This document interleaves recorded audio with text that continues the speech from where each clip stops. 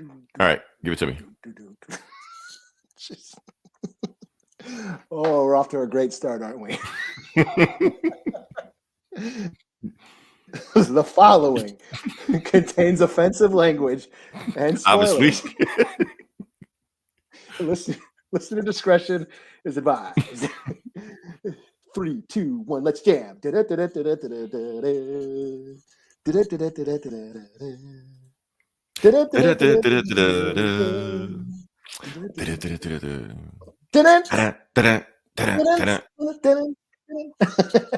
good one. You picked a good one this week. Welcome back to the Comic Book Bullies. Nurse, you bullying host Leroy, aka the Big Beautiful Bill, with my co-host. All right. Yeah, this is Eli, aka Pumpkin Spice Cheesecake. There we go. Another pumpkin spice theme. Okay. Appreciate it. Oh, and also shout out to our third co-host, the AI. Got to give a shout out to them. Oh, hell the D-bots. Give a shout out to them because they're the reason all this bullshit is happening right now. Because the reason we're a little bit later than we normally get because they put up another update and I had to figure this shit out before we get on there. So that's it. So don't know if anybody can see what we see, but for right now, we are doing another. Well, we had to choose between the formats. We got a horizontal format and we got a vertical format. So Eli prefers the horizontal format, but our boss YouTube prefers us to do vertical. So I just work here. So I just do what YouTube tells me to do. You know? So, but depending how this goes forward, we're going to depend on where we go next with this. So let's see. Oh, also Eli, the comments are automatic side. So I don't know how that's going to work. So yeah. Oh, so we have no control. Oh, hey, Gabe's in the house. What's up? Oh, we got a good one. Yeah, Eli, we have no control of what the comments are. Oh, damn. So they're just, we can't screen them or anything. We can't scream it. They're just going to come in. So, all right, yeah. So be ready for anything, y'all. We have no control over this podcast anymore. It's just AI just does whatever they want to do. So yeah, we're just here. We just work here. All right. Now before we get into it, also, Big Daddy YouTube also made a request for us, Eli. Not just choose the option. They also wanted us to do a Black Friday shout out. Okay. They just said that if we do anything involving Black Friday, they would boost us up a little bit. So I was like, okay, give us a break. Oh, before we get into all the podcasts, don't forget to do that. Ooh, look at all these graphics. Look at all these graphics. Ooh, look at that. Ooh, all this shit just all over the screen, man. Yeah.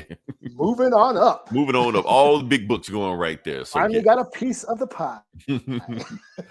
All right. So so the point is what I got to talk about is that they want to talk about Black Friday, and Black Friday is this weekend, so we're going to talk about Black Friday. There's a whole lot of shit on the screen, man. I'm trying to focus on what the fuck going on.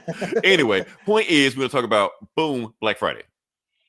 This is not an advertisement. I'm talking about the movie Black Friday. What movie? Okay, let me talk about what I'm talking, and then you talk about the Black Friday. Because they just said, Big Daddy YouTube just said talk about Black Friday. So if you want to talk about some 80s horror movie, I'm assuming that's what it is, have at it. I don't care. But I will say this: Black Friday, for everybody that's getting ready to shop and get ready to do the thing this weekend or this Friday. What isn't it next Friday? It's next Friday, isn't it? I don't know. I don't know. Whatever it is. They just said talk about it. I don't care. So the point is, what I want everybody to know right now, that Black Friday is not a thing. Not anymore. Doesn't exist. Figment of your imagination.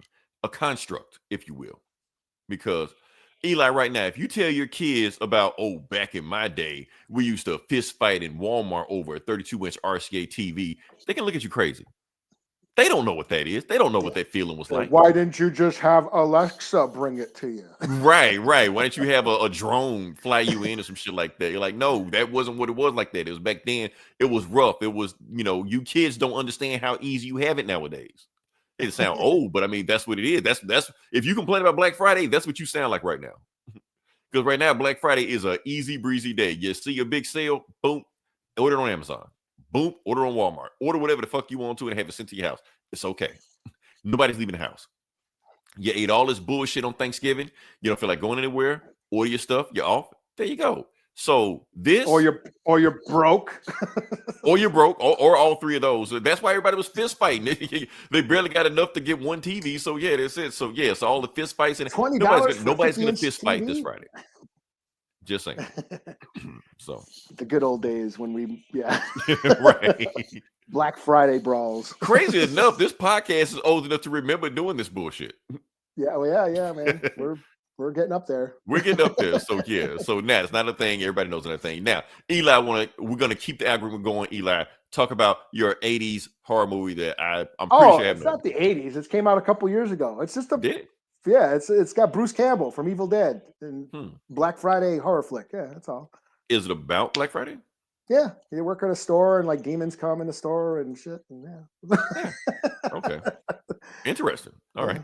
Check it out. Black Friday. Got something to do. Gotcha. Okay. We have done our due diligence, Big Daddy YouTube. Leave us the fuck alone now. All right. Let's move on. Now we're going to move into the actual podcast. Like I said, now we were going to do this last week, but I feel like there was too much podcast for the podcast. Last week was our longest podcast we ever did. Yeah, and we should have just did it. And we talked about one subject. That's it. So, yeah. So there I'm burnt out on this shit now. Right. So there was no way we were going to fit both of those subjects into one podcast. Otherwise, we'd be like 4 hours and shit like that. You know, some of us have to work. So yeah. Well, it didn't have to be 4 hours. It seems that and whenever we don't have shit to talk about, that's when we ramble on. We and on. did. We talked about, we're going to do Predator. That's it. Predator. That's it. That was like 15 minutes. Then went on other shit. Then we talked about Okay. Shit. So I did a half hour on Final Crisis. Whatever, doesn't matter. Point is, that's besides the point. Point is, we are here now. We're going to talk about Frankenstein. Now, before we talk about Frankenstein, because like I said, I saw Frankenstein last week. It was actually been in theaters. I don't know, like a month ago, and it finally hit Friday this week. And was like, okay, we got. Let's see what happens. You know. So I watched it, and now can we go to some Frankenstein lore? Not deep lore. I'm just saying this, bro. Okay. We can, yeah. Now, Eli, I want to be honest. I'm gonna be completely honest with you. I did not know anything about the source material on Frankenstein going into this. Nothing. The closest thing I knew about, first off, growing up, I didn't know Frankenstein. But you are aware of Frankenstein as a concept, as a thing. Well, I knew about Frankenberry. So I knew that. That's part of it. Now, I will say this. If anybody old enough, if you remember Frankenberry, if you ate that shit, you probably ain't around anymore. I'm just saying. It should probably took you out. Blame it on Frankenberry. A lot of that shit. I don't know, Eli, why did they have cereal as a health food back then in the 80s? It was not. It was not. All that don't red eat that shit and before sugar. Yeah, don't eat that shit before you play baseball and no shit like that. What the fuck was wrong with us, man, back in the 80s? Milk was a health thing like that? No. Oh, hold up. What we got? Oh, sorry, Gabe. We're getting off subject. Gabe, keep us on track, okay? Yeah.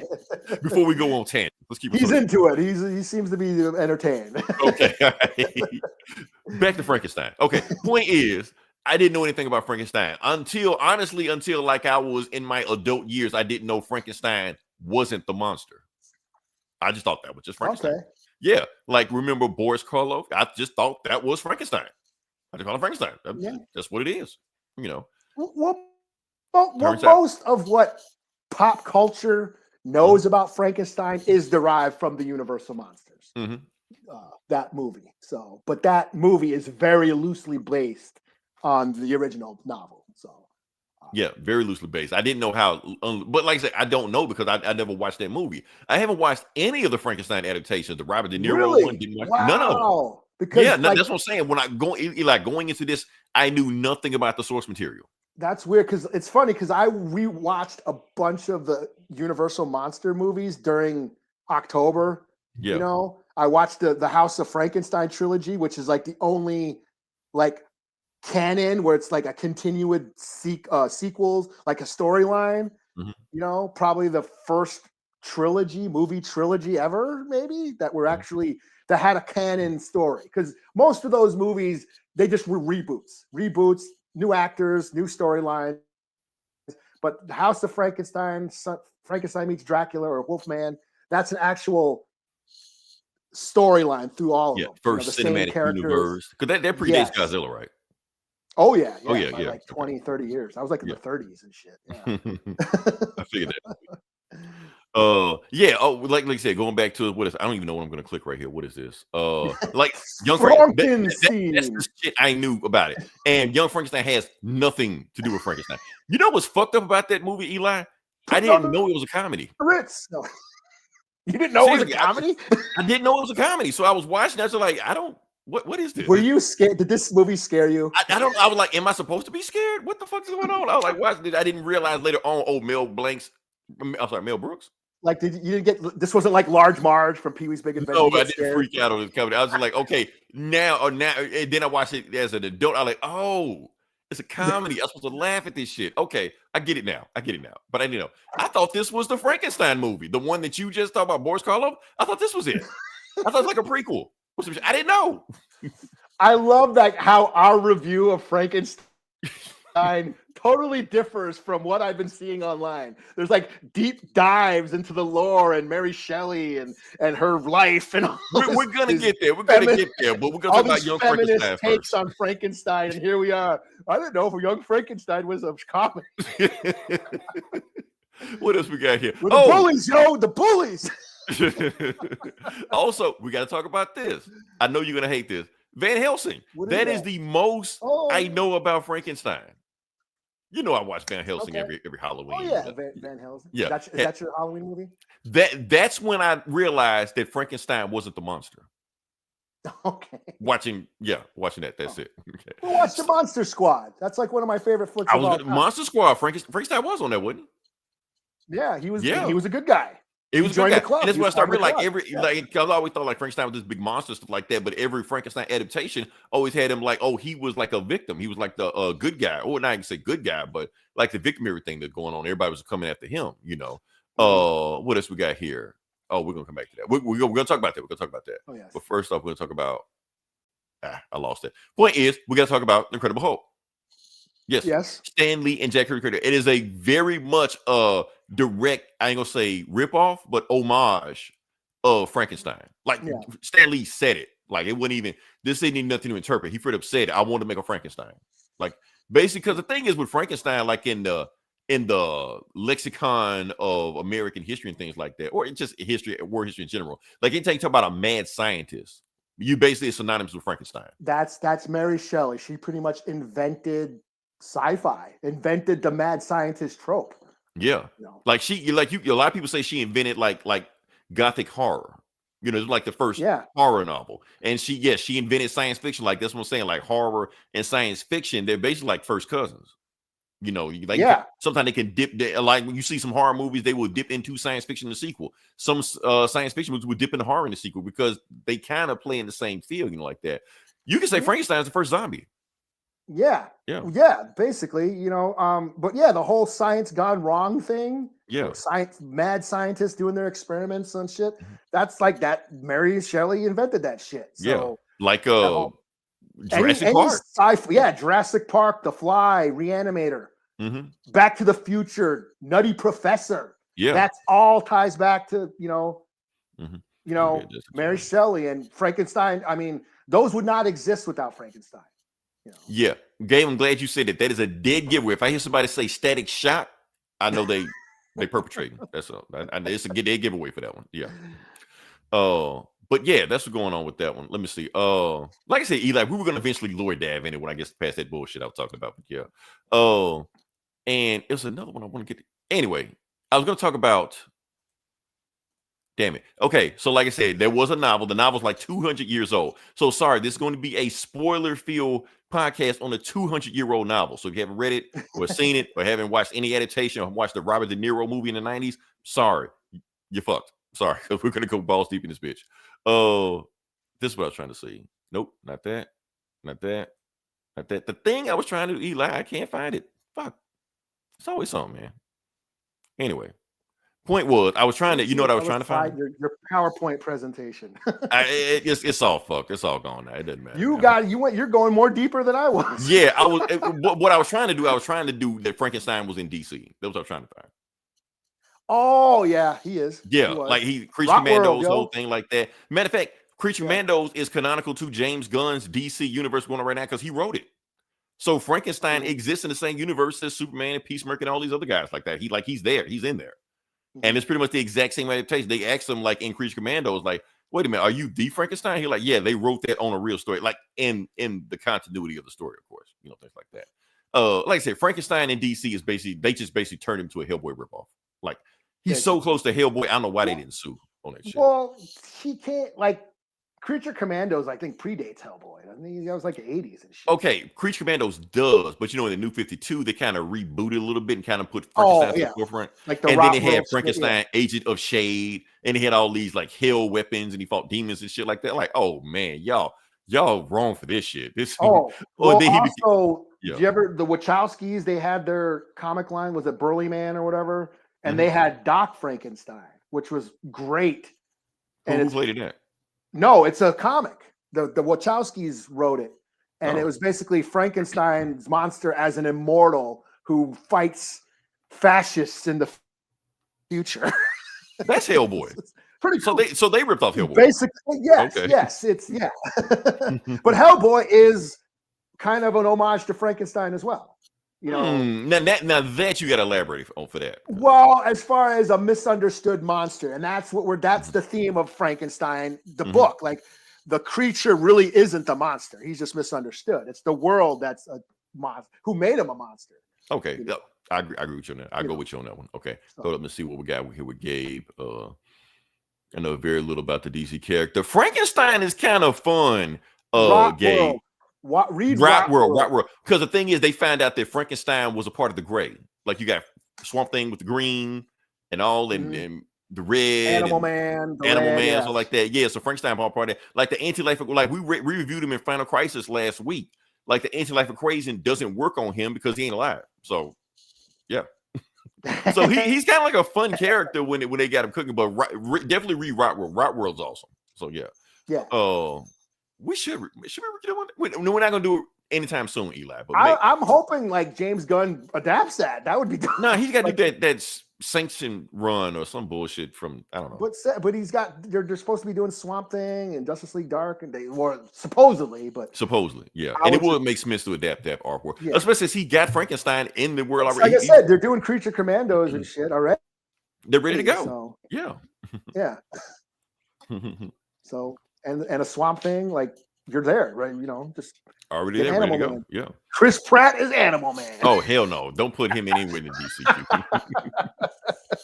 DCU. But that's okay. Like I said, so that's what we're talking about. I didn't know anything about it. So going into this, like Eli, I'm gonna let you go, but I'm gonna just give it like a quick review of what I think about not Swamp Thing, Frankenstein. Now, going into this, like I said, they built this up as the first horror movie. I mean, the first horror story, the first sci-fi story, the first zombie story. I was like that. So I'm thinking, I'm going to see some gore and people just ripped off, and it's going to be like this slasher, horror or something like that. But it really wasn't that. What it was more like a deep character story, or about relationships between like fathers and sons. And I kind of wasn't. It kind of threw me for a little bit. Like I wasn't expecting that. Like, okay, this like a deep story. Like he has like really good acting in here, stuff like that, and exploring like nature of man and nature versus nurture and fathers and sons and the absence of mothers and the Oedipus complex. All that religious, the man playing God on stuff like that. And it's okay. I'm like, y'all throw me for a loop on this one. I was expecting like some kind of like dumb monster movie. I was expecting like R-rated Van Helsing. That's what I was expecting. Waiting for Igor to show up. Master. Wait, hold up. Where was Igor? Where is Igor thing in? No, Igor was from the universe. There's no Igor in the original novel. That's all Universal. Okay, that kind of fucked me up, Eli, because I was thinking like, where's Igor? And I kept pointing at, is that Igor? Is that a guy? Is he gonna turn to Igor? Like, nope. Like, fuck. Yeah. Gomo, you fucking up already, man. So there was no Igor in the movie. That's it. So I'm bullshit. Where the fuck is Igor? Right. I'm glad you telling me that, Eli, because I was kind of like, damn, I thought they were gonna give me Igor, man. I guess they decided. I guess they had room to put it in there. But Chris Pratt as Igor. As Igor, right? So there is no Igor. Igor doesn't exist. Okay. No, that's just the universe. Like I said, most of what people know of what pop culture in the zeitgeist of what we know about Frankenstein comes from the Universal monster. Okay. Universal Pictures. I'm glad you're telling me that. So it's a lot of things I didn't know now. So yeah. Learn about Frankenstein and people saying like, who's the man, who's the monster? Frankenstein isn't the monster. Frankenstein's the man. But Eli, I beg to differ. I think Frankenstein is the man and the monster. First, Frankenstein is a man and a monster. They call him a monster. However, I think the monster is Frankenstein also. Yeah. Well, at that's the least point, how yeah. it is now. Like I said, if they talking about Mary Shelley's novel, I'm sorry, I didn't read the novel. I did look at some TikToks reviewing it, so I'm up to speed a little bit on it. But the thing is about it that I Look at don't you on know. TikTok. Yeah, I hate TikTok, but I at least use it for that. So The Cliff Notes. The Cliff Notes. yeah, I hate TikTok, but at the same time, I'm going to use it for a reason I don't like TikTok. So yeah, but the point is that I think the movie was trying to like I said, the movie, not the novel. If it's different, it is different. Because I know the movie does differentiate from the novel a little bit, but I know the movie was trying to basically connect fathers and sons, and if he is passing down, it does make him Frankenstein. So I think so. So I think it's all connected. So, and basically this is a whole, I ain't gonna say Oedipus complex, and it could be an Oedipus complex because we know that Victor Frankenstein has an Oedipus complex in the movie, because that's the whole point reason. Like, did you notice that he only drank milk in the movie? I did not notice that. No. The TikTok videos didn't show you that. No, the TikTok video I didn't see that. No. Oh, I damn. didn't see Okay. That. I didn't notice that. Okay. You're supposed to be a TikTok guy, Eli. No, but I did watch a lot of TikToks, but I didn't notice. No, I didn't watch any milk videos. Okay. Well, you got to remember how my feed is. That's a whole different situation. I did watch a lot of stuff, but no, that's interesting. No, I find that interesting. I did not. Yeah. I'm just saying I didn't notice that. Yeah, and I'm just but that's it's all connected. It's all connected to his Oedipus complex. Also, did you notice? And I saw this in behind the scenes, all like that Mia Goth, like you know who Mia Goth is, obviously you do. Mm-hmm. But she played his girlfriend and his mother. And the mom, I didn't know. She played both of them. Yeah. I didn't find that out till after I watched the movie. Like I did not TikTok. know that. I think it was TikTok. I tell you what, after this podcast, we're going to direct you to the TikTok videos we saw. How about that? That's going to do for all the listeners. So yeah, but search Frankenstein, Del Toro's Frankenstein, right? But it's all related. It's all connected. If you got somebody drinking milk all the time, he basically fell in love with his mother. All that is Oedipus. It's all Oedipus complex. So. Well, yeah. I mean, I don't know. Well, I mean I don't know if I agree totally with that, but I do see the connection of where Victor's life went from being kind of compassionate to then being an asshole because his mom was more nurturing, and then she died, and then he was left with his shitty father who abused him, and then turned him into an abusive asshole. Right. So, yeah. What would they say? Hurt people hurt people. Yeah, that. And I think he never got over the grief of his mother, which is why he wanted to conquer death. You know. And so that angel, I mean, we can get into symbolism later, but yeah, I found that interesting as far as like, when I found out that Mia Goth played his mom, and it was actually his brother's wife, and he was just creeping on his brother's wife. Right. It's made him even more of a piece of shit. Yeah. Well, kind of make his brother a piece of shit. Also, it's his mother too. So I don't know. No, I mean, like the mom, like. Victor was creeping on his brother's wife. Oh yeah, definitely was. So yeah, which I think they changed that from the novel. I think it was a different relationship. But it's been a while, but I actually started rereading the novel the other day. I think it was his cousin in the novel or some shit like that. I don't remember, but I did read the scholastic version of Frankenstein when I was like in 5th grade or whatever, grade school, and I did a book report on it. My dad got me a bunch of classics illustrated comic books because he wanted me to read shit like Black Beauty and Call the Watch, shit he was into. Yeah. Wanted me not get away from superheroes and read something, of importance. So he got me classics illustrated, but it included Frankenstein and War of the Worlds. And that's the one shit I like. Journey to the Center of the Earth, fucking Moby Dick and Frankenstein and Dracula was in there. So I read a comic book version of Dracula and Dracula. Frankenstein. Now, was it like the Mary Shelley novel? Or did you it starts out it starts out in the North Pole. Dude, us too. Yeah. Leroy said Oedipus. I'm just like thinking, okay, I'm now keep in mind that wasn't even a TikTok thing. That was just me recognizing the shit. I was like, okay, he's on some Oedipus shit right now. Because and the funny thing that before let's just sidetrack for a second, Eli. I'm not gonna get into some weird psychological shit right now. I'm just saying that the point is that now, like I said, the only thing I knew about Frankenstein growing up was Frankenberry. That was it, So the fact that, and when you actually read the novel and it has all these deep themes and psychological discussion, people having discussions about what the themes of this movie for 200 years, that's kind of mind blowing to me. Yeah. Even the fact that this movie, even though it is, fairly accurate to the novel, but it does vary, because the thing is, it varied because at the same time, it's Del Toro's vision of what he took away from the novel. Yeah. So that's why it varies, because that's what he took away from. He want to accentuate that stuff right there.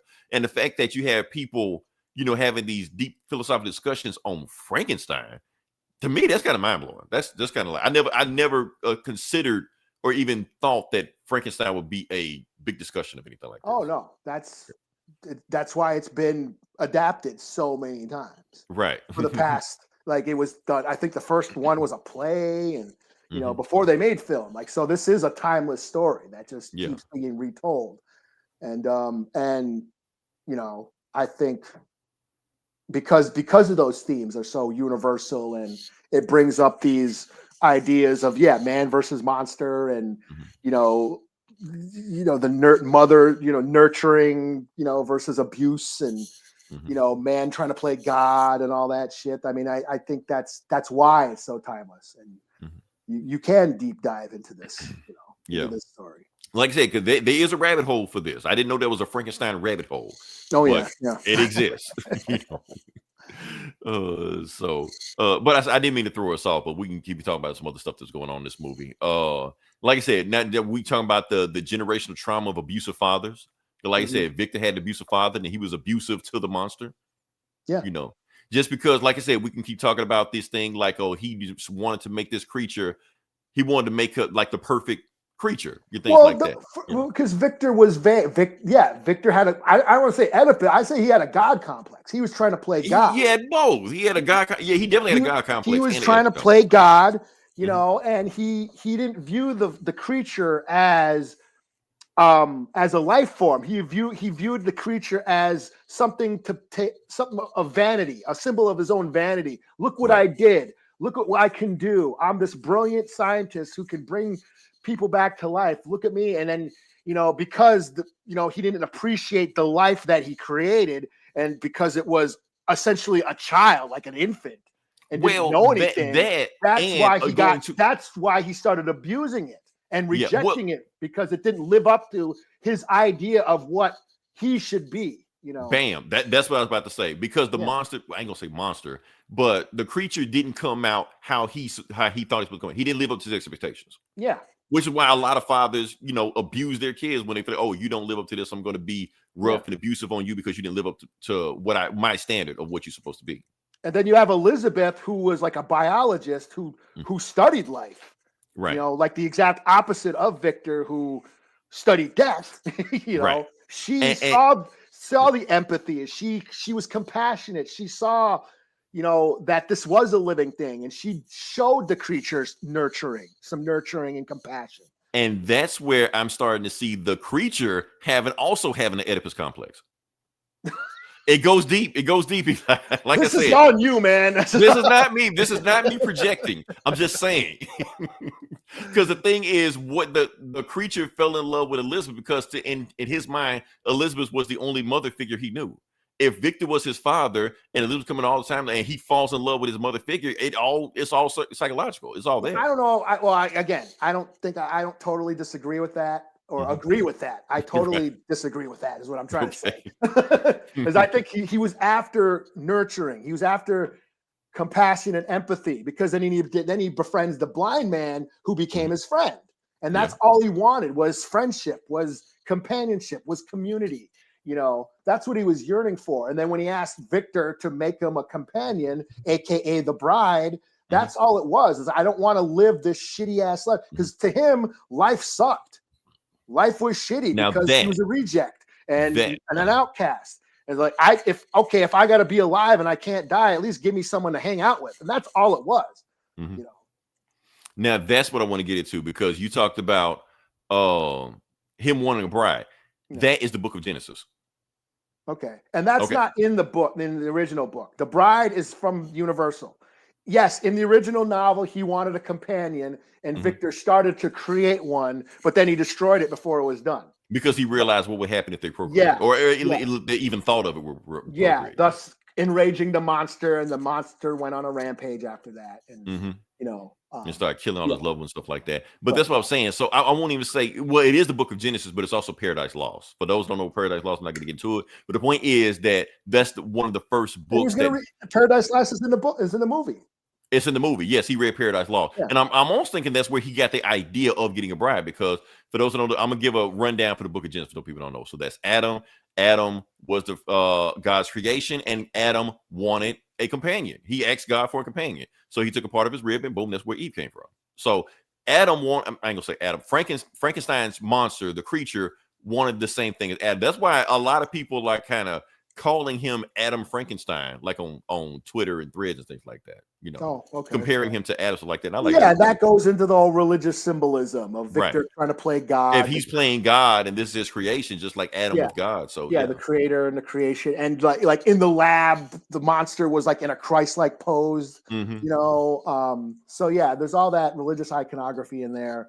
And then the Medusa sculpture. There was a Medusa sculpture in the lab, which was Medusa is this like, misunderstood monster who's been like sort of revamped as this feminist icon that was wronged by the gods, Right.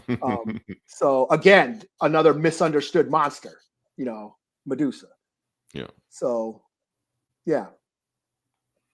So, there was other things going on in this movie also that I was going to talk about. Yeah. All right. Let's talk about Guillermo del Toro for a second, because he did change up some characterization of Frankenstein's creature, what I meant to say, because the Frankenstein's creature in the novel, like the original novel, was way more murderous than he was in this. Like, think about it. In this, the only creatures that the only people that he killed was in self-defense, like people with guns, people running at him, people, that was going to cause him harm. That's the only people he killed, In the novel, that wasn't the case. No, he was killing children. He was women. Ill. Yeah.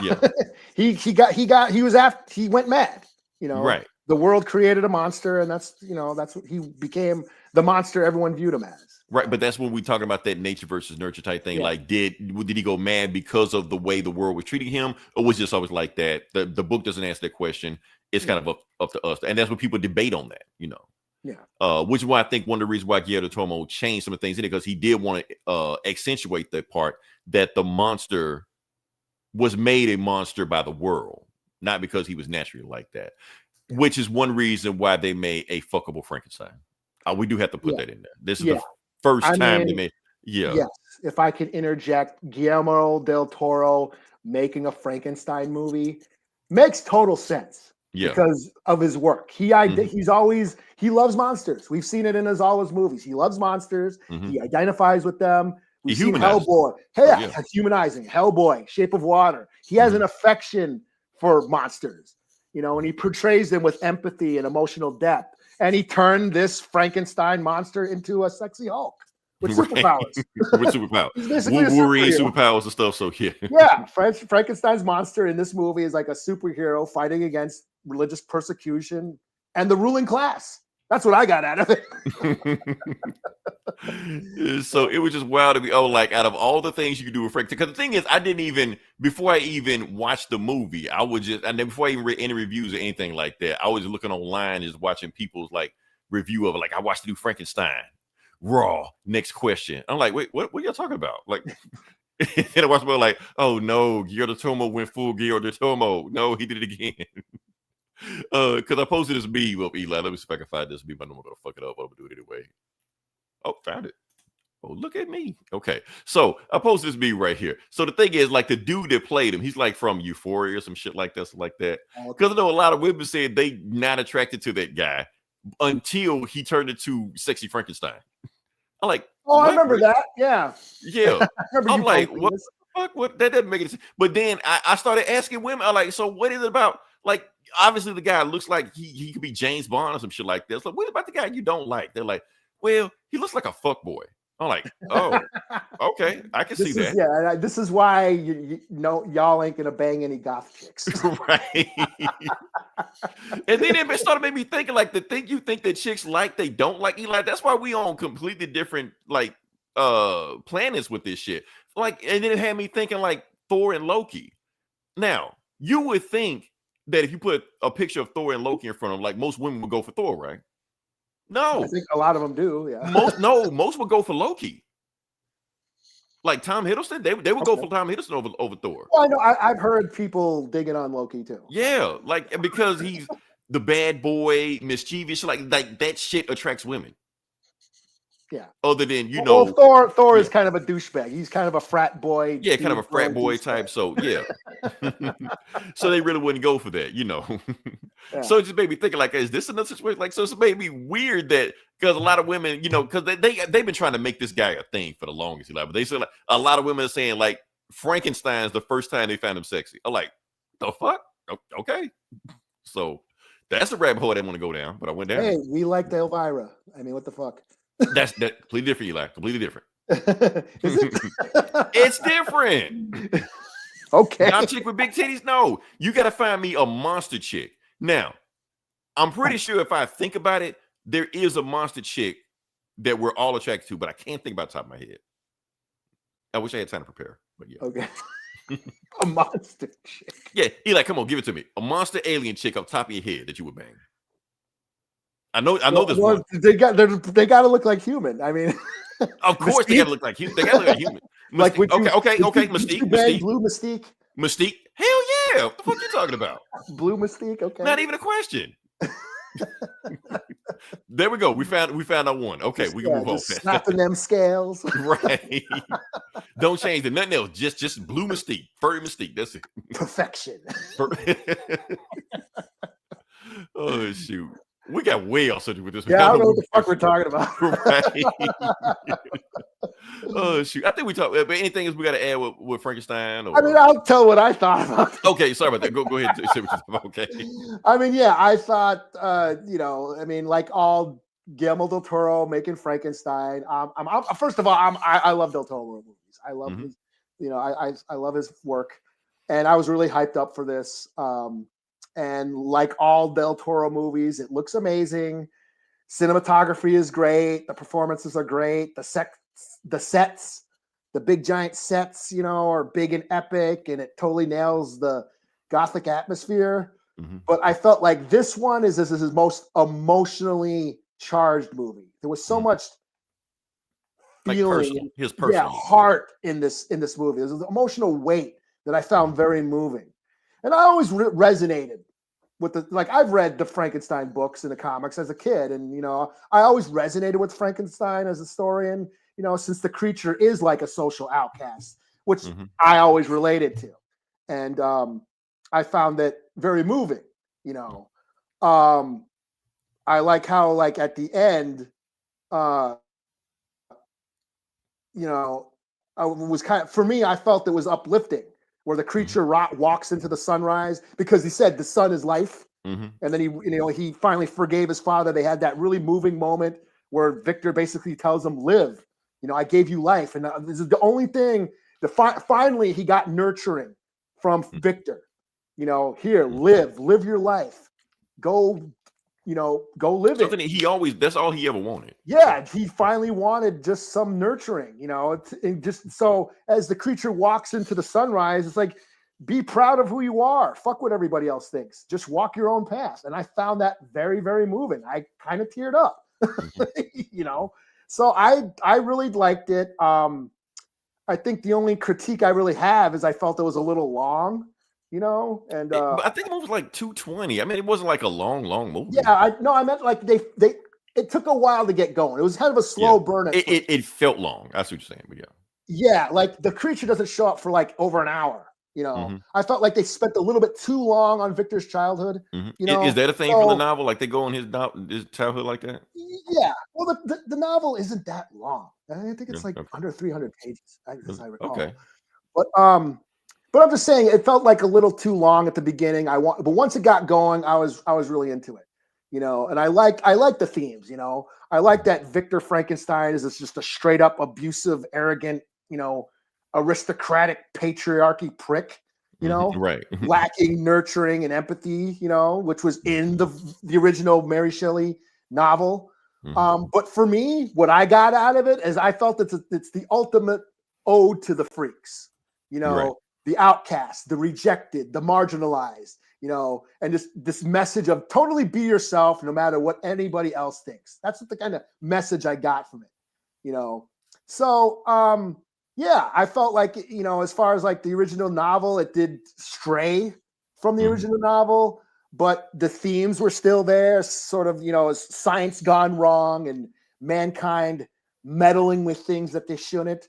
And what makes a monster? Does the man make the monster? Does the world makes the monster? The world is cruel, therefore creating monsters, And like I said, I like how Elizabeth was the symbol, or like women just seemed to be the symbol of nurturing in this movie. The mother who was dressed in red, and then you had that red angel that he kept seeing, which I felt represented his mother.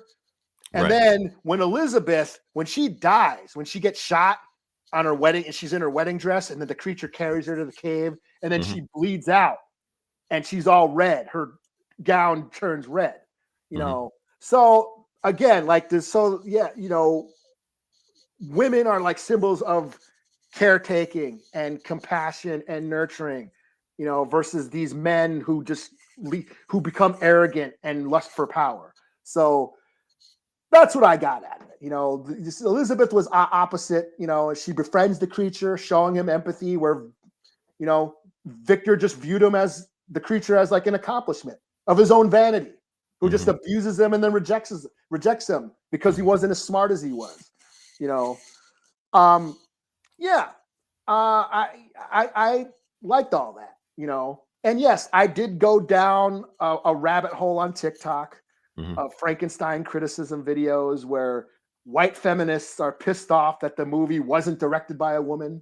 Well, because we got to think about it, like science fiction, horror, and zombies was invented by a woman. Yeah. Yeah.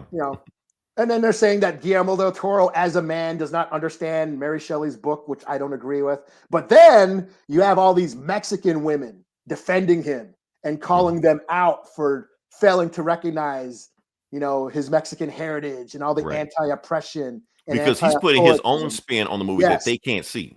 All the themes that are in all of his movies. He always has these like anti-authoritarian and anti-religious prosecution sort of, or persecution themes in all of his movies, and colonialism, is what labeled the marginalized. Colonialism is what defined what a minority was. People of color, women, the disabled. I'm glad you said that, because honestly, I saw some other symbolism also. Basically, slavery. Yes. Because remember, this book is 200 years old, so that was definitely a fact in it when she was writing this stuff. Yeah, and that's all he viewed the creature. Victor viewed the creature as a tool. Yeah. Not as a life, not as a being, but something to further his work, to get famous off of, as an essentially a tool, like a slave. And be discarded when he doesn't need him anymore. Or and like I said, like that's the whole colonial construct of defining others as freaks, as because in the Constitution they didn't see slaves as people. Yeah. And natives were merciless savages and shit. Right. So the whole like, classism thing there also. So yes, and that's all the patriarchy, this colonial mindset of defining what a minority was, what the marginalized was, what the outcast was. It was people of color, it was women, it was the disabled, and the fact that he befriends a blind man. And there's a line in there where he says, "This man who could not see taught me so much." Whereas, like, the disabled were considered freaks. Right. Circus freaks, circus acts, So that's what I felt like, the creature is like an extension of that, how he's an outcast, overlooked and dismissed and considered a freak, and that's what I always got out of it, there was a lot of, like I said, I watched a lot of, reviews on this and people their different takes on it. And there's a lot of women out there who are looking in all these feminist themes into it. And I think it's awesome. I mean, I'm a dude. I'm looking through my dude eyes, viewing this movie from a dude's perspective. And that's what I got out of it is it's an ode to the rejects. It's an ode to the outcasts, and to say, fuck it, be proud of who you are and forge your own path. That's what I got out of it. But I do like that people are talking about this movie and going deep dive. Because like I said, when we talked about the Superman clip of James Gunn and Dave Cornsweet arguing behind the scenes, where it's like people aren't talking about art anymore like they should be or like they used to. And I like that all these different takes are being brought up. For it didn't feel like he was just cranking out content. Yeah. I like that. It's causing discussions. It's causing debates. It's causing whether or not this movie passes the Bechdel test or whatever it's called. Which it doesn't even make any sense because I'm not but even going to get it. But people are debating that, and I just think that's awesome. I think it's cool because that's what we do on here. We talk about art. Comic books are art. Even though people just want us to talk about who can win versus Batman versus Wolverine, but we like to go deeper than that. So. We argue that comic books are a valid form of art and storytelling, and that's that's why we do this shit. Right. You know? So that's why I like that people are talking about it. And even your weird take that Victor wants to fuck his mom and shit. Hey, that's what I saw, man. That's what I saw. I'm just saying. I appreciate all views, you know. Just people are talking about art, and I think it should be. You know, people should just talk about art more. You know, because it's fun. And it's just funny that people are bringing up debates on a 200-year-old story. That's why we've been doing this shit for over 10 years. Yeah, we like to go deeper into, like, y'all look at this stupid shit. It's just like I just saw Frankenberry and Frankenstein like that, but meanwhile, it's got all this deep, philosophical thing to it. Like I said, we like to do the same thing with Batman and Superman. Like, if you look deeper into it, there is stuff in there that, themes that resonate through society and politics and everything. Or depending on how society changes, these characters change with society and vice versa. Yeah, we talk about the social commentary of Batman and Superman and the Hulk when we reviewed the Maestro books and all all we're trying to say, y'all, it's more to this shit than superhero fights. It's more to it than that. Yeah. I know that's all y'all give a shit about. It's more to it than that. Yeah, and we're just comic book freaks, just forging our own path, the outcasts, walking our own path. So, like I said, we're gonna do 4 out of 5. That's what I know. 4.5 out of 5. The only reason it doesn't get a 5 for me is because of I felt it got a little long. I'm gonna give you the same score. We in agreement on that. 4.5. All right, look at that. We're doing that a lot more lately. Like I said, this movie hit me like it wasn't the movie I thought I was gonna get, but when I accepted what it was, I was like, this movie stuck with me. Like it had me thinking afterwards, and that's what I like when I get a movie. So, the best art. That's what the best art does. It gets it's not supposed to just hit your brain, and then the moment you cut it off, it just leaves and shit. You forget you saw it. No, that's not supposed to do that. It's supposed to stick with you. So that's why I went on. I was watching TikTok reviews all week, and and all these different takes, and they're all interesting. People, art is subjective. Art is beauty is in the eye of the beholder. We all take different things from what we get out of it, and that's the beauty of it. Right. What you see may not be something that somebody else sees, and sometimes you see shit that the artist didn't even intend for you to see. Right. Because once you make art and the art leaves your hand, it's up to the audience, the listener, the reader, whatever like that. It's up to them to what they got. And some people might not even like it, and that's cool too. Right. It's a free country, but at least this is a free country. So it is. So all right, can we move to just because someone doesn't like something you don't like doesn't make them a piece of shit, which is what we get on the internet. Which is what the internet does, right? How dare you like that shit? Like, I can like shit. You don't like the Acolyte? You're a racist piece of shit. Right. Or you like the Acolyte, you fucking shield, It goes back and forth. It's all that. How much is this paying you, Yeah. And for the record, we thought the Acolyte was I. No, you thought the Acolyte was I. But we're not gonna get into that. It's got a dope ass lightsaber fight. We're gonna move past that. That's why we stay away from the conversation. So, All right, can we move to the next part of the podcast? Yeah. Okay, all right. So, like I said, we're gonna move to the video game section. Otherwise, we just talk about Frankenstein all day. We can move on past that. Okay. Like I said, we're gonna talk about the video game section. Now, the reason I'm gonna talk about the video game section because some big shit happened. That if I can find, I'm pretty sure I can't find it. Let's see if that's a thing. Hey, on the first try, I found it. Okay, so Valve console. Okay, yes, Valve has announced a new gaming console again. They keep announcing them, and nobody gives a shit. But this is the one people should give a shit about. So. This is the one I think everybody should pay attention to, Eli. I think this is going to be the game changer. Matter of fact, I don't think it's going to be a game changer. I think it's going to be a game ender. This is the Steam machine. Ooh. Okay. Yeah. Game over, Eli. Game over. Rest in peace, Xbox. Rest in peace, PlayStation. This is the new thing right here. So what is a Steam machine? So it's basically a PC console hybrid.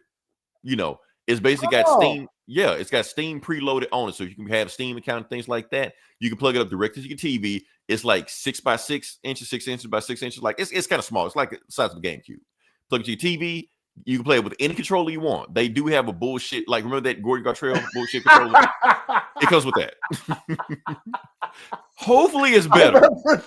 Hopefully it's better. That one didn't come to me. I remember you losing your shit on that. And then when I watched it, they showed that same controller. I'm like, y'all ain't learn no fucking thing, man. But that's okay. It's okay. Because they said you can use any controller you want with the machine. Okay. Yeah. So if you have an Xbox controller, use that. PlayStation controller, use that. Switch controller, use that. You don't have to use that bullshit controller. Because I've tried Steam, and what keeps me from doing more shit is the controller. I don't have a cool enough computer where I can get a cool enough controller. Yeah, so if you have an Xbox controller, you can use that controller. Or if you want to use keyboard and mouse, have it. I can't do that shit. If you want to. If you don't have to, if you want to, But like I said, you get all your Steam games on this. You got everything on there. And here's the thing, like, I know a lot of people don't know about Steam, but you should know about Steam because there are more Steam accounts active right now than Xbox Live and PlayStation Network combined. Because it's a free network. You play online for free. Okay, yeah. They do Steam sales all the time. And again, you can play. They're right there. It's 6 years older than the PlayStation Xbox. So 9 out of 10, it probably should be a faster machine than that. Now, we don't know the price yet. We don't know what the price is right now. They're probably going to slap a hefty price on that bad boy. So we're going to have to wait and see. But if it's 500 or under, I'm going to just get it just to get it. I don't even need it. I'm just buy that bitch and just plug it up and just have it somewhere. So, yeah. Oh, and that's my thing. And so, like I said, it's a PC hybrid console. So can you play other games on it, like Xbox, PlayStation games on it? Kinda. Here's the thing. You can right now it has the Steam OS on it, but you can go buy Windows OS or download it Windows OS if you know where to get it from. If you do that, you have the Xbox app on it. You can play Xbox games on it. So you're free to play whatever you want to on it whenever you feel like playing it. So that's what I'm saying, Eli. If this thing catches on, if it goes to big box stores like Walmart or something like that, it's game over. If they had this thing 500 under, game over. The console war is over. Nobody's getting it. Nobody. Xbox and PlayStation will be a thing in the past. But until they create the true virtual reality. Oh, they announced virtual reality with the console. Steam? Yeah. Oh, no shit. That's coming with the same time. So yeah. Like I said, Eli, game over. So yeah.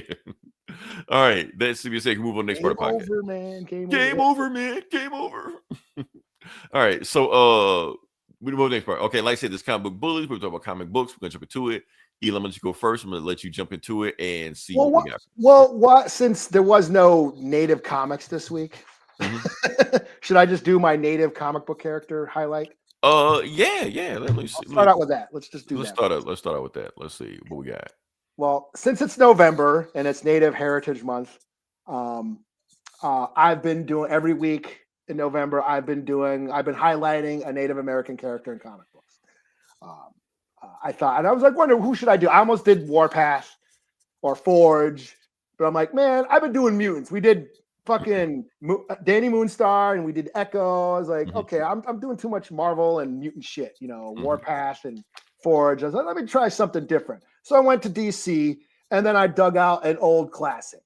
I know a lot of people probably don't know much about this character, but this is Arak. I don't know about this character. Arak, Son of Thunder. Okay. He's basically a native barbarian. Now, I was reading these as a kid. I did not know he was native when I first read it as a kid. I just thought he was just another barbarian, another Conan novel. I mean, he just looked like Conan, so yeah. Yeah, like right there. See, he looks like Conan right there. I had Right. no idea he was supposed to be native. I just thought he was a barbarian dude fighting monsters with swords and axes. And it wasn't until I was older that I found out that he was a native, you know. Mhm. So basically, Arak, son of thunder, he is, you know, his father was like a thunder god, and his village got destroyed by some monsters, and then his mom threw him on a canoe So out. he's like half god or something? Yeah, kind of like a Thor. Yeah. No, So- he's Hercules. That's exactly what everything. yeah. Keep explaining, but what you explained is Hercules. But okay. Yeah. So this village got attacked. His mom threw him in a canoe and sent them out to sea, Mhm. where he is found by a bunch of Vikings on a boat.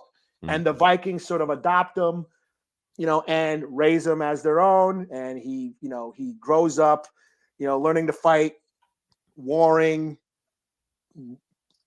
going on Viking raids and shit. And then later on, he grows up and goes on adventures like Conan and fights monsters and wizards and, you know, other creatures from Greek and Norse and other classical mythology, Oriental Asian mythology and all that, you know. Mhm. And that's kind of what it is. It's just a, you know, and it came out in the early 80s, you know, when Conan the Barbarian was huge and Dungeons and Dragons was getting popular, and Sword and Sorcery and Lord of the Rings and all this fantasy stuff was all getting big, you know, and that's when he came out. And he was created by Roy Thomas. Right. Who also created Vision and wrote some of my favorite Avengers comics. But yes, Roy motherfucking Thomas. Stan Lee called him Roy the Boy. But yeah. Yeah. And he wanted to do sort of like a fantasy sword and sorcery kind of story, but he wanted to do it a little different. And that's why he chose to do a native character. And I guess this is considered one of the more positive representations of native characters in comic books, because he didn't speak like a caveman, like Apache chief, like, you know, me smoke them peace pipe, you know, you know, he didn't have broken English when he spoke, you know. So he's considered like a more, you know, one of the better representations of a native hero. And like I said, when I first saw him, I didn't know he was native. I just thought he was another barbarian dude. Later on, he cut his hair and he got a mohawk. And then he started looking like a fucking Atlanta Brave after that. in the same run? Yeah. Okay. Yeah. And this only went on for a few years. I don't know how, you know. I Was think Roy like still writing it at the time when he did Yeah. Okay. And it was just another fantasy book, you know. And it's all, he just travels the world fighting monsters, you know. So there's really no, I mean, there's like some native, like, you know, his original tribe, and there's certain ceremonies, but other than that, there's not a lot of like the stereotypical native mysticism or anything about his culture, really, other than his father was a god. And what tribe was he from? I don't remember. Okay. I don't remember. But that's what I'm saying, like Thunder God, that's Zeus, Hercules. Yeah, So, yeah. You know, I don't think he was going for total accuracy as far as, you know, what his tribal affiliation. But I, like I said, I read this as a kid, read it for a while, and I just, like I said, I was into Conan and shit, and I just thought he was a barbarian dude, and didn't realize till I was older that he was a native. And really, oh shit, was not aware. So now y'all are aware. Arak, Son of Thunder. If you're into fantasy, Conan, Lord of the Rings, sword and sorcery shit, check it out. It's written by Roy Thomas, one of the you early. Could review one of his books. Yeah, I could have. Yeah, I was saying you could have just did that, but yeah, okay, it's cool. But that's like issue 1. Issue 1 is sort of that. Yeah, he gets put on the boat, and the Vikings find him and raise him. That's kind of what issue 1 is. So, you know, and then he goes on and has the further adventures of, you know, this nomadic barbarian warrior, you know, fighting different monsters and wizards and shit. You know, the high adventure. You know, on this hallowed ground. Yeah. So yeah, Arak, Son of Thunder, Native American Heritage Month, another native character in comics. There you go. Cool. All right, so the first book I'm going to do is a book that kind of pissed me off, but I'm going to do it anyway. Oh, where is that thing at? that Shazam Thor book. Oh, did that piss you off? It pissed me off. I'm gonna tell you why it pissed me off. Well, I didn't read it because the other one pissed me off. That one pissed me off too. Yeah, I ain't gonna read that shit. Right. Oh no, that pissed me off too. That shit, I was like, what the fuck y'all doing, Marvel? Why y'all doing this shit? Why y'all shoving this shit down our throat? So yeah, let me see if I can throw that up there. Oh, that's cool. Let's see if I can. I don't think they're gonna do that. I think they're gonna do that. Do you see us? You don't see us. Anyway, point is, okay, so the book we're doing is Thor versus Shazam. The reason I hate this is because it's one of those Infinity comics. Yeah. I hate those things. Did you read it on your phone? On my tablet, but yeah. I mean, yeah, wait, how is you gonna read it? That's how you're supposed to read. It's meant to be formatted for a phone or a tablet. I don't like it like that. And the crazy thing is, yes, scroll. You're supposed to scroll up. I hate that. I know you're supposed to do that, but I hate that. And I get it because the thing is, like 99.9% of the comics I read are digital. So I don't have a problem reading digital, but I don't like the format they're doing where you got to like scroll panel. I hate that shit, man. It takes forever. It felt like it's taking forever to do it. When you just sometimes comics are supposed to be read like you're supposed to look at every panel at once, and get in real time. You can absorb more information, but whatever. We're gonna talk about it. Okay. So let me see if I can get to this. I'm gonna just quickly review this thing, get the fuck away from it. So it sucks. Right. that's the rating. Two middle fingers up. So fuck this book. That's my rating. Right. Are you gonna scroll through the whole fucking thing? Hell, I don't think I got it. Shit. Oh, here we go. Okay. I'm gonna go through this fast as possible. Okay, the point is I'm gonna get through it fast, but just kind of give you a point of what the story is. So Donald Blake goes to the subway that leads to the Rock of Eternity, where Shazam and the wizard and all this shit like that. The reason he's there is because he can't turn back into Thor. Like somebody has stole his powers. So he don't know who stole his powers, and that's when you get and you got Shazam's just flying over him, so like that, like he got a power, shit like that. And that's when what's the dude, bam, because so Shazam tells Thor to give him power, or he basically transferred his lightning to Thor, but since he's doing it, he can't turn into Shazam, so it's like one of the and that's when Mr. Mind shows up. Okay. Mr. Mind is an old school Shazam villain back in the 40s. Back then, he's just a little worm. That's it. But he's like there, man. Or is he little there? Yeah, he's like little, like a worm. Oh, okay. So he's like 2 inches tall. Yeah, like that. But he's like Shazam's like worst enemy and shit like that. So what Mr. Mind normally does, since he's like a little worm and shit like that, he'll crawl into like other heroes' like ear and mind control them.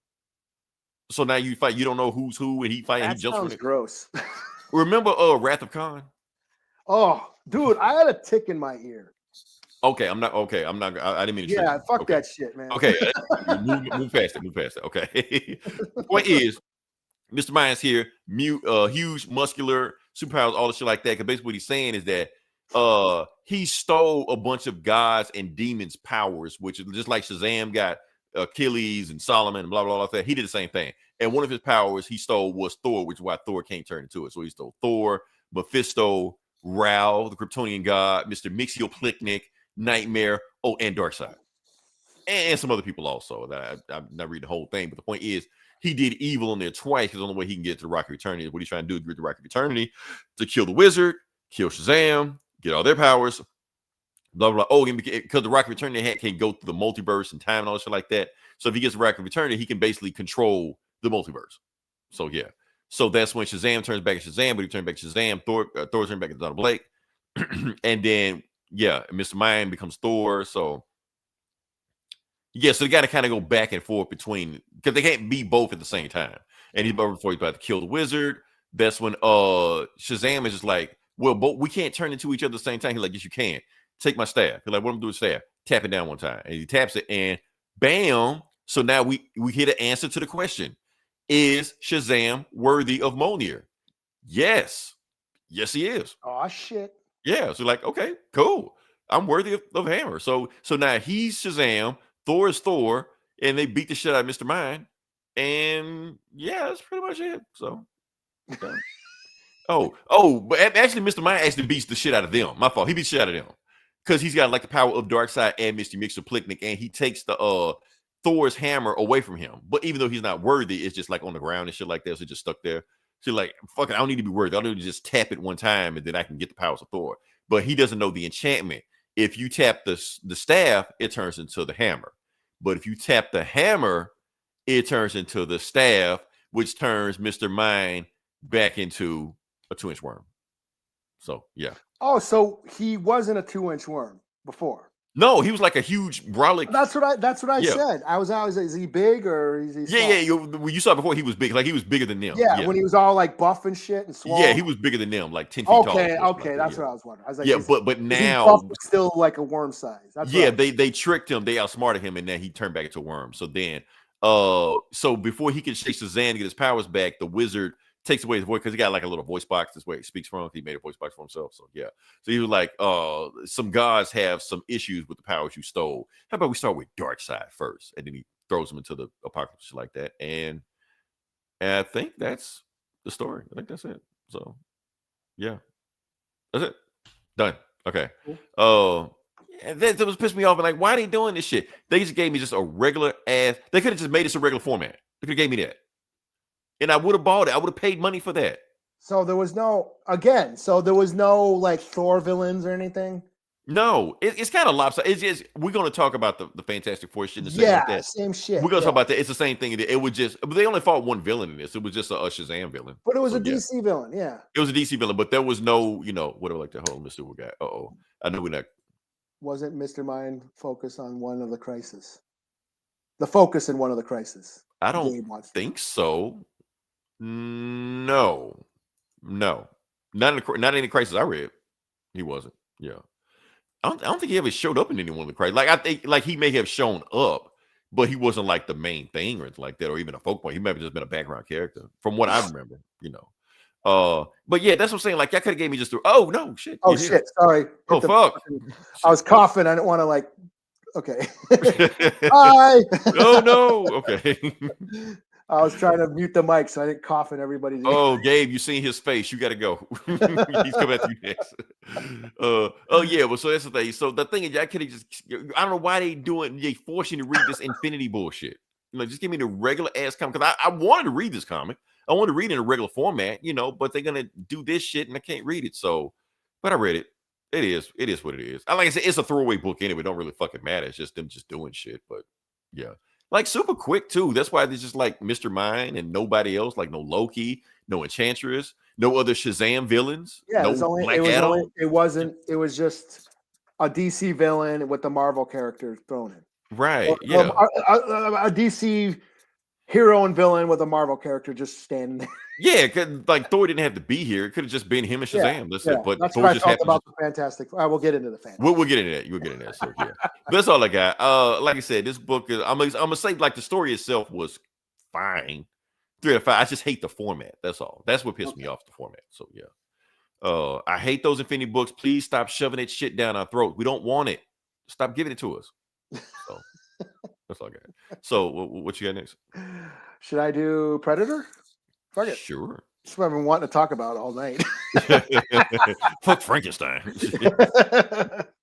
Yeah, like I was burnt out. Like I've been watching this shit, reading reviews and watching reviews all week. So I was like kind of burnt out on Frankenstein. But Predator Badlands #1. This is the Marvel tie-in prequel comic. So this takes place before the movie.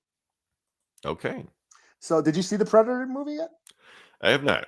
Oh, okay. I'll get around to it eventually. Spoilers. Yeah. Let me have it. I don't care. This is Deck. It has, the main character of the new Predator Badlands movie is a Yautja runt outcast of his tribe named Deck. And he's trying to prove himself to his tribe and to his asshole father. And his brother helps him out. So he gets his father gives him a mission. Okay, you want to prove yourself? Prove you're not a little shit, go to this planet and retrieve this technology. And it turns out it's some alien technology from some alien race that crash landed on this planet thousands of years ago. And he has to get aboard the ship and find this defense alien technology and bring it back to his father. Turns out that alien technology is like some techno virus fucking warlock from the New Mutants, fucking John Grey Crow type shit, where it just morphs and transforms into all these weaponry and shit. Well, damn. Okay. And it basically turns into this giant robot transformer, Benjamin Percy didn't write this, did he? No, it was Ethan Sachs. Okay.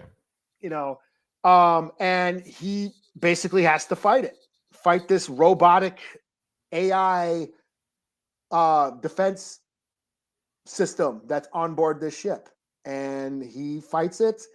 Eventually he destroys it, but he ends up destroying the actual component that makes the technology.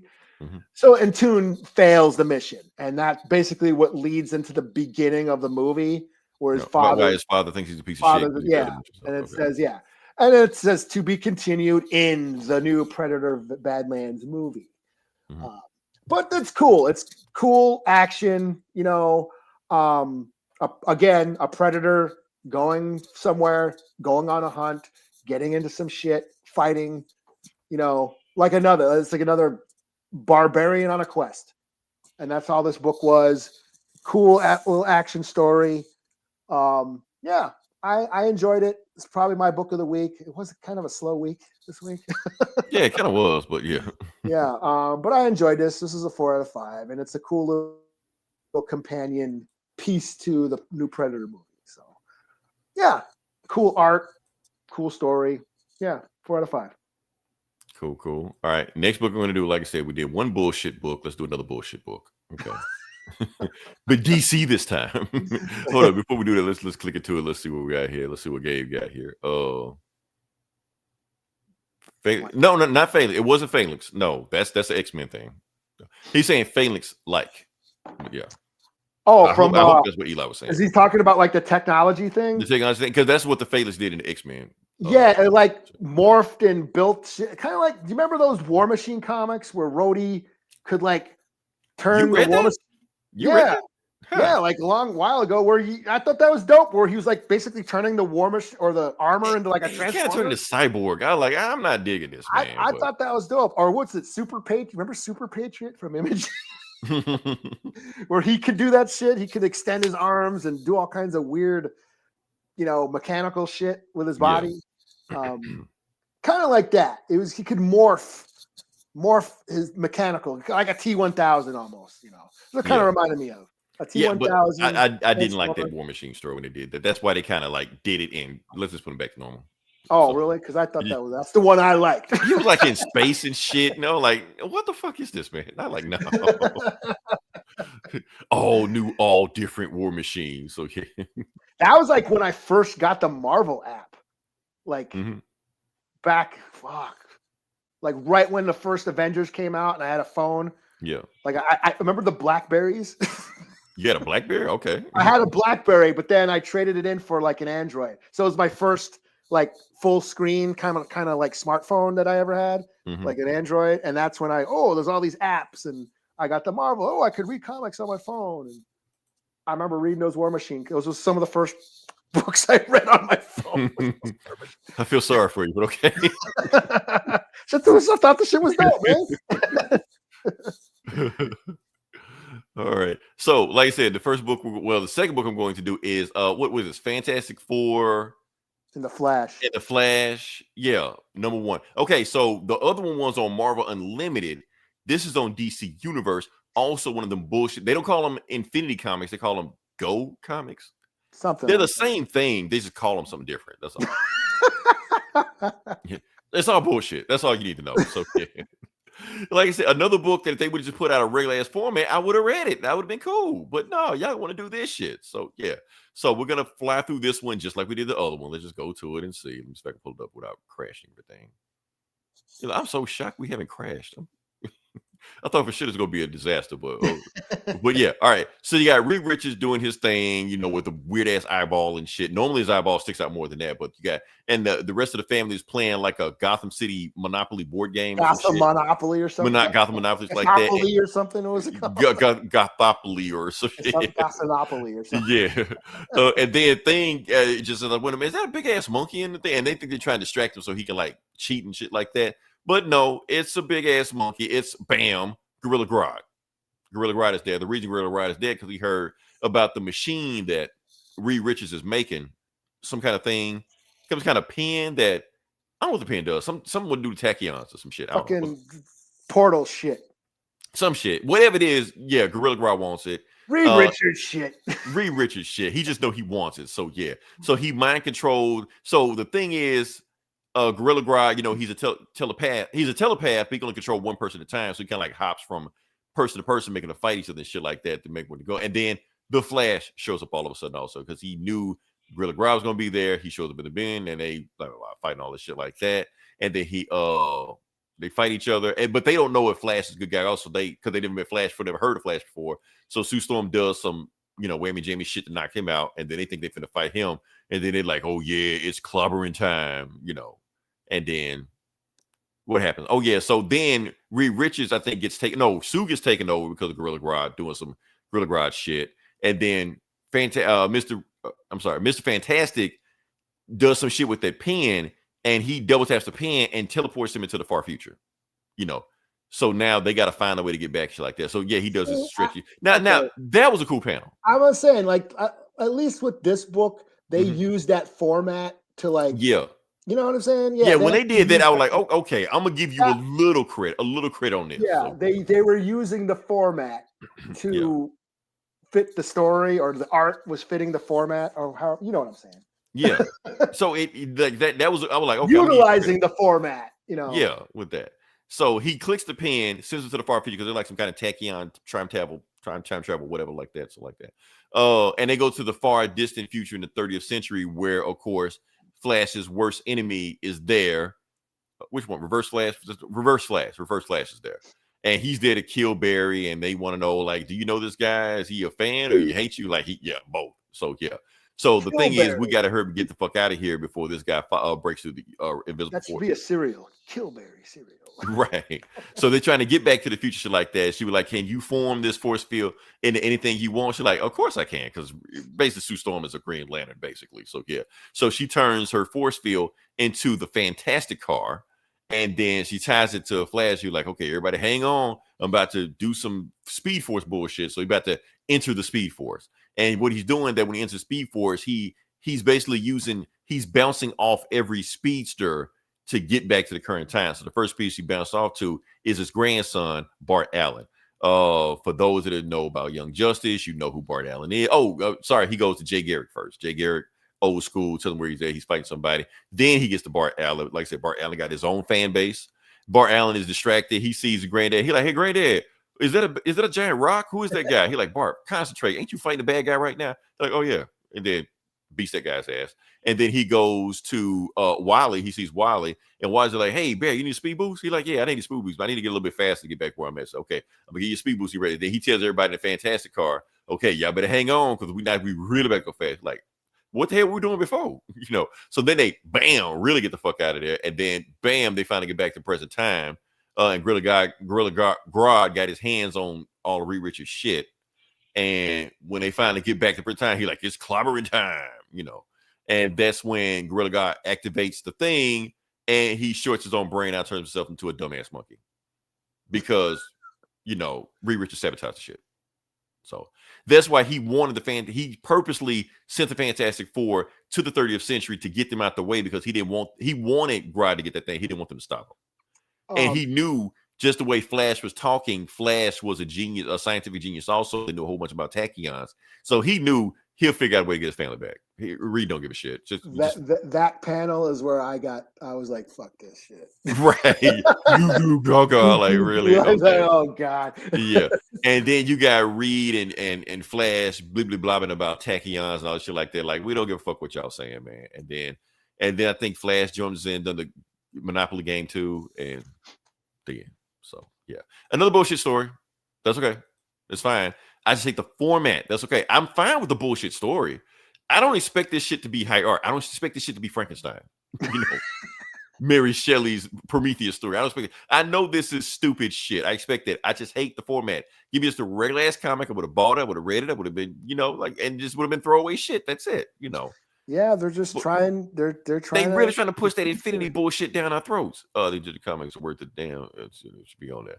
Every now and then they have a nice panel. But the thing is, they have so many of them. Like, if you go, honestly, Eli, they've ruined the Marvel Limited app for me.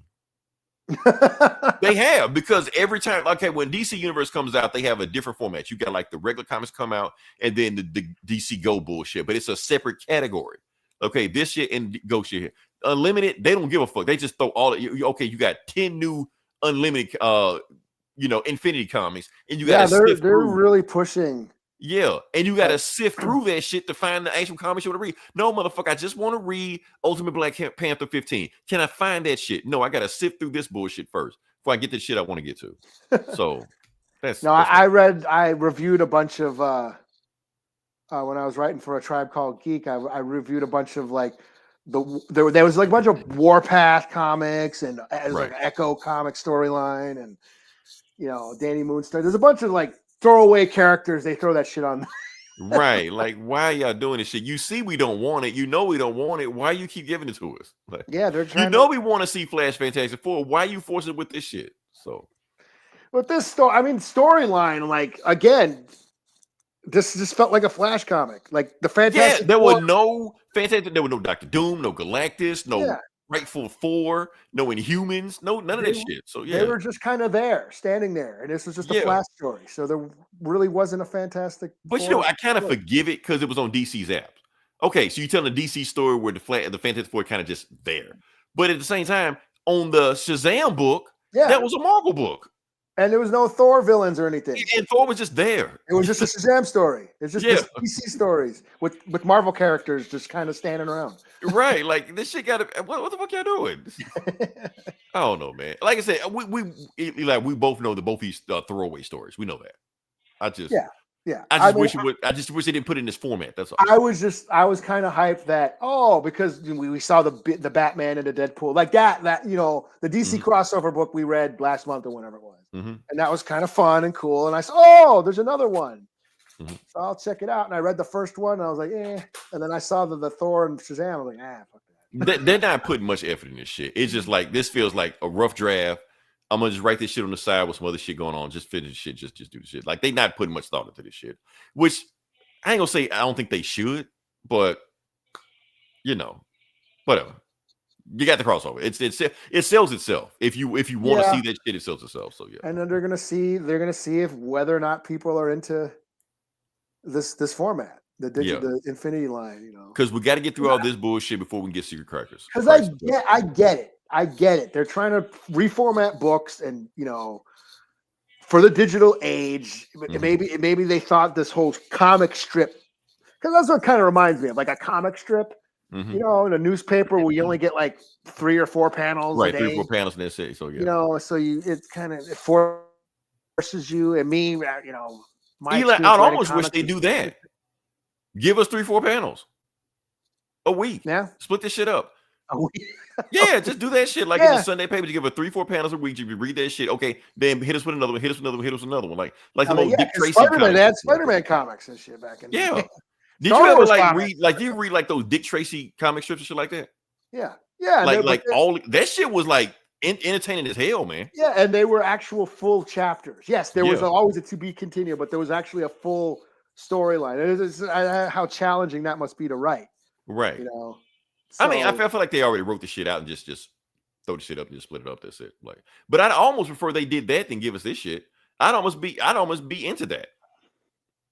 Yeah, I think the whole scrolling thing, like that panel where Reed's arm stretched down the screen, that was pretty cool. I think that if they're gonna do that, they need to utilize the format more instead of just scrolling and where am I supposed to stop scrolling You know what I mean? Like, make it Yeah, work. because at least when you're turning a page, okay, that's a break in this part right here. And then like there's no break in this. It's just going. You can see the whole image and you can see the whole scene. You can't get a splash page. None of this shit. Like none of the shit that the medium takes advantage of. Yeah, like splash pages are like meant for a dramatic effect. And right.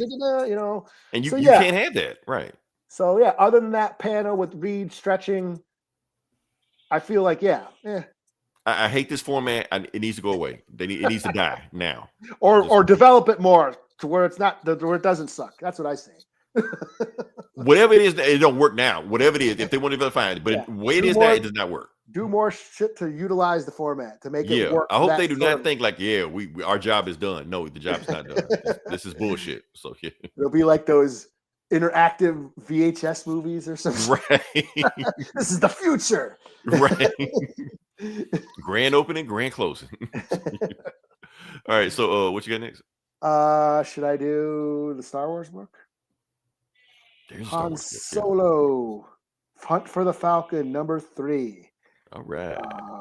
So yeah, this takes place right before Force Awakens. 10 years, or no, it's not 10 years. It's like right before the Force Awakens. Okay. Old man Solo, him and Chewie hunting for the Millennium Falcon. Going through the scum and villainy underworld, trying to find who stole it, who sold it. And they find out that it's on Jakku, where Rey is. They find out it's on Jakku. Okay. Yeah, and the Unkar Plutt, that guy who Rey was working for, that he has it. We also get some flashbacks of kind of why Han left Leia. The turmoil in the relationship. They were agreeing the sort of disagreements on raising their son, Ben Solo. Who would become? Fuck's that guy's name again? What's his name again? Seabreeze something. The bad guy and the fucking Kylo Ren. That guy, yeah. I couldn't remember that shit. We get a little bit of flashbacks of them, their past before they kind of broke up. But what I liked about this book is there's a moment where Han and Chewie get into an argument. Because it turns out Chewie has been talking to Leia. Oh, wow. Okay. About Han's behavior and what. So, they're like in the cockpit talking, and Chewie's like, maybe. He broke the bro code. Yeah. It's like, yo, man, maybe you should go, be more responsible. You're an adult, man. These days are behind you. You shouldn't, you're a father now. You should blah, blah, blah, blah. He's like, where's this coming from? And you sound like Leia. You sound like my ex-wife. And he's like, well, yeah, I talked to her. Like, what? Did you ever see that David, I think it was David Letterman or Conan O'Brien, where Harrison Ford was doing an interview and Chewbacca was in the audience? Oh, no. Yeah, and then like Harrison Ford stopped the interview. He was like, "You son of a bitch! You know what you did?" And he started. That does sound familiar now. So Han gets all pissed off, like, "Dude, you're talking to my ex-wife behind my back, and you're talking shit about me and how you guys are commiserating about my behavior." So they like get all pissed off, and you can see on this cover. That's basically what happens. They like almost start fighting. So I just thought that was hilarious. Yeah, we need more like soap opera with Han and Chewie just arguing. Right. So yeah, they're like fighting and arguing, but then the alarm goes off. Oh shit, incoming ships. It turns out someone had ratted them out to Unkar Plutt, and he's like sending in like ships to come kill him. That was the Gotcha Gang or the Gotcha Club or some shit? No, this was Unkar Plutt. Okay, the guy on Jakku. Okay, gotcha. So they's like, okay, we'll finish this conversation later. We got some shit to do. So Han gets on, I'm gonna show him I still got it. So he gets in the gun. So Chewie's piloting the ship. Han gets in the fucking in the turrets and starts taking all the ships out, shooting them down and shit. Like, see, I can still do this shit. I'm not an old crusty over the hill bastard like y'all say I am. I'm still Han Solo, motherfuckers. Right. So then they get down on the planet and they see Unkar Plutt and they got a bunch of crew surrounding them. They're like, oh, I hear you looking for me. And that's kind of where it ends. So they're kind of, they got ambushed. They got ratted out. So to be continued. So yeah, this is just fun. I thought that was great. That's something I never knew I needed was Han and Chewie arguing, getting into an argument. Like we've seen them bicker before. Right. You laugh it up, fuzzball. The little bickering, but we never seen like straight up arguing over some personal shit. And it actually shows it actually shows like Chewie talking to Leia. And she's like, I can't stand it. Like she's complaining about Han to Chewie, and Chewie's like, yeah. Like, damn, Chewie. What the fuck? Damn, you broke the bro code, man. So yeah, this is a 4 out of 5. I thought this was fun. All right, give me just a second. Something happened. Oh man, I didn't get the thing I was supposed to get. Okay. All right. So I only got one book left. I guess I'm gonna do a book that I actually kind of enjoyed, if I can find it. Let's see. Oh well, we'll find a way to do it. All right. So the book we're going to do is Mr. Terrific. I was about to say Black Lightning. Oh, I saw this. I read this. Oh man, I didn't get this thing at all. I didn't set it up a lot. Fuck it, we'll just talk about it. Okay, so Mr. Terrific number 6, I think it is. Yeah, I think so. Yeah. Yeah, I think it's Mr. Terrific, and I think it's the last book in the series. So I think this is it for this one. So let me do this thing. All right, so the book starts off, and we're just gonna just talk about it because I didn't do a thing on it. Yeah, so Mr. Terrific, the last book we left off there, Mr. Terrific and Black Lightning like whooped the hell out of some dude named Comrade, some Matt or some shooter that was out there just taking over shit like that. Security force of what's her face? Not Netherlight. Oh fuck! If I had a thing in front of me, I could tell you, but I don't have it in front of me. That chick. Yeah, the chick. Head of that company. Found it. Okay, got it. That company. Okay. That company. Prescott. That's the name, Prescott. Yeah. I'm sorry. We are completely unprepared for this one. I thought it was going to be prepared for. Oh, you're doing it. I'm doing it. Yeah. Blame it on me. I take the L on this. But yeah. All right. So the name of it her name was Prescott. That's her name. All right. So she's basically a minion of Darkseid. The whole thing she's trying to do is for this whole company's trying to do is build a boom tube so Darkseid can come to here and take over the world. That's what she's trying to do. That's the whole thing she's trying to do. And she basically absorbs some of the boom tube energy and becomes this new villain. I'm no longer Prescott. I am Netherlight. And then she like smacked the shit out of Black Lightning. He's down for the count. And then she I think flies off just like that. And then she's like, Darkseid is, because Darkseid's taking over her mind. And that's when she I think becomes a boom tube. She opens up a boom tube. And that's when Granny Goodness comes through with parademons and all this shit like that. Like, yeah, okay, it's on now. So now they're fighting the big dogs. All right. So basically Black Lightning just throwing bullshit at me. He can't do anything that's working. But Mr. Terrific being Mr. Terrific because he's super smart, he knows how to stop this shit. Like he's already prepared and prepped for this shit like that. Reason he's prepared for because Netherlight is using boom tube energy that actually Mr. Terrific's wife invented. So he knows how to contain that energy. So what he does, so when the boom tube opens up, he throws one of his T-spheres inside of the boom tube, and on the other side, it can absorb the energy of the boom tube.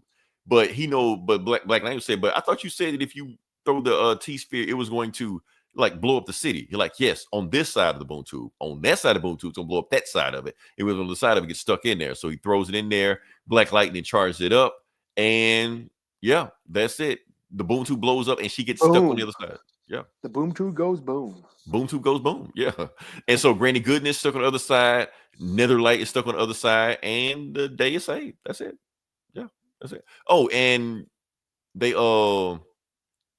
Terrific goes to the grave site of the original Mr. Terrific. So for those that don't know, Mr. Terrific is a race swap second gen replacement character. For those who don't know that, what the fuck? Yeah, fuck sorry, y'all. Shit. No, sorry. Yeah, it's woke. I hate it now. Yep. You bring back the white Mr. Terrific. I'm gonna go eat some white bread now. Right, because wheat bread is woke. Right. So yeah, and then he meets the Just Society of America, joins Just Society of America, blah blah blah. So yeah. Oh, and Bruce Wayne buys his company. So yeah. Meanwhile, we go to the future because that's where they're trying to set up the past to show what's going on right now. And now he's stuck in that same realm where he trapped Netherlight in, and he finds his son, Fairplay. Now, it's all coming clear what happened. So this complete retcon what's going on right now. So he thought his wife just died in a random car accident. She didn't. She was actually killed by Granny Goodness because they knew the technology she was making. She was on the verge of learning how to make a boom tube. So they killed her by accident. And then the child that he thought would die, they took the child to Apocalypse. And the child grew up in Apocalypse the whole time. And now him and Fairplay are reunited. So he takes the child back to Earth and raises them. And yeah, and they just like, okay, well, I know I wasn't there for you when you raised. Oh, and that big demon dog is at the house with him too. So yeah. Oh, and the child, Fairplay, what they don't know is that he's got like the dark side is eyeballs and shit. So that may be an issue down the road. Yeah. Oh, and Netherlight is back on Earth also, and she gets recruited by Mercy Graves. Why? Because Lex Luthor knew she was going to be at that exact spot at that exact time. How he knew that? He's Lex Luthor. Who gives a fuck? That's how he knows that shit. So yeah. So Lex Luthor's going to recruit her. So to be continued. Well, to be concluded because the story's over. But yeah. So that's it. That's that. Mr. Terrific Year 1. Mr. Terrific Year 1. 6 issues. I think it'd be 12 issues, be a whole issue, but it wasn't that. But that's okay. Cool ass story. Bunch of retcons, kind of to refigure Mr. Terrific in it, because Mr. Terrific does kind of have a convoluted backstory because they keep updating the DC universe continuity, but not his stuff. So it kind of doesn't make sense. So now they kind of update and stuff like that. So yeah, so Granny Goodness killed his wife and all this shit. I can't read that. All right, gentlemen. It's been real. Have a good. Oh, thanks for listening, Gabe. Yeah, thanks for listening, Gabe. Thanks for hanging out. Yeah. Been a while since you've been here, Gabe. We go way too late and way too long lately. Yeah. But appreciate you being in here, Gabe. I know it's been a while since you checked us out, so appreciate you jumping in with us. Yeah. So, but yeah, that's what I want to talk about, Mr. Terrific. It's been a fun ride. Like I said, that issue with Black Lightning was definitely the highlight of this book. All this whole run is like that. But if y'all want to get some good Mr. Terrific and just find out what he is, I recommend the series. Fun series. I learned a lot. Okay. I didn't get all the references, but I did learn a lot. Like, like I said, a lot of this is retcon. So a lot of this shit they just making up, just put out the ass like right now on the spot. Well, it was a cool sort of companion piece to the movie, to the Superman movie, So, and that's why I read it. I was, he's in the Superman movie. The only time other shit I know about Mr. Terrific was he on Arrow or Flash? He was on the CW. Which we don't count that shit. That's the only other. That's all I know about Mr. Terrific is from that shit. And the random times he's shown up in whatever comic I was. I didn't really know much about him, so I picked this up and yeah, it was cool. It was cool to like get a little insight into the character. Yeah. So yeah, it's fun that they're kind of updating his his canon and his lore and mythology for the new DC universe. So that's all cool also. So yeah, anything else you got? Or I got my last book is Transformers number 26. Transformers number 26. Let me get you in there. The Energon universe on Image. Transformers and G.I. Joe is crossing over into one shared universe in the comics, and it's been cool. And we have Kirkman. Kirkman took over at the last issue, number 25. And we are still feeling that sort of transition. New team, new writers and artists. And yeah, it's sort of transition. Not as emotional as Daniel Warren Johnson's run. But this is very much setting up these new plot lines. So basically what the bulk of this book, it juggles a lot of plot lines that's going on, but the bulk of this book is about Thundercracker. And spoilers, he ends up joining the Autobots. Thundercracker is one of the jets, with Starscream and Skywarp. Optimus Prime has met with General Flag, and who's from G.I. Joe, who claims, hey, I got a bunch of Energon to help you guys fight these Decepticons. So Prime goes back to the base to Teletran 1, and where the Decepticons has taken apart Skywarp, another jet, and has been using him to power their base. So Prime offers, and Thundercracker's there. Thundercracker's a jet, Decepticon. So, hey, we will repair your friend. We will repair him for you. and we're not trying to. We just want to, you're from Cybertron. We're not trying to start shit, but we have enough energy to repair him and bring your brother back. And Thundercracker's very skeptical still, but they do it. Prime has the Autobots put Thundercracker back together, or not Thundercracker, Skywarp back together. Mm-hmm. And of course, Skywarp wakes up and he's pissed. He starts attacking the Autobots. Like, what the fuck? I'm surrounded by Autobots. So he starts attacking them. This is a Decepticon. And Thundercracker's like, yo. She tries to make him chill. He's like, hey, man, just chill. They repaired you. They're cool. And Thundercracker's like, Skywarp is like, what? You're a traitor. You're joining the Autobots. And Thundercracker's like, dude, the Decepticons ripped you apart and was using your energon to power their base.